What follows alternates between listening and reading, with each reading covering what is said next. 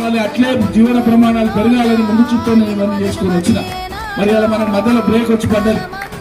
వాళ్ళు వచ్చిండ్రు, మీరు నమ్మిను, కాంగ్రెస్ తెచ్చుకున్నారు. 5 ఏళ్ళు అన్ని పెండింగ్ లో పడిపోయినాయి. ఎవరు ఒక తగ్గట్టు మధ్య తీసుకోలేడు, ఎవరు పని చేసుకోవట్లేడు. మనం 90% చేసి మిగిలిచ్చినటువంటి పనులు ఉంటే ఆ పనుల మీకు చూసేటోడు కూడా లేడు, ఎవరు అడుగులు కూడా అడుగుతలేదు. జనాలు ఏమైతుంది, ఏం కాదా, ఎట్లా ఏమనుకుంటుందంటే మేము పొరపాటు చేస్తే మీకు ఎవరు కూడా అడగాలి, మీతో అనుకుంటా ఉంటేనేమో మిమ్మల్ని కాలు. మీరు సుత్తికోడల మీద ఓటేసి గంధం మదన్ గెలిపించవలసిందిగా కోరుతున్నా. అదేవిధంగా 19వ వార్డు నుంచి పోయినసారి కూడా నేను అవకాశం ఇచ్చింది, పార్టీ అవకాశం ఇచ్చింది మురళికి.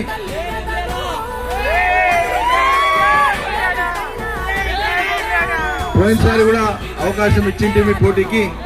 కానీ ఆ రోజు మీరు చూపాల్సినంత ప్రేమ చూపలేదు, తక్కువ చూపిండ్రు. దాంతో వేరే వాళ్ళు గెలిచిండ్రు.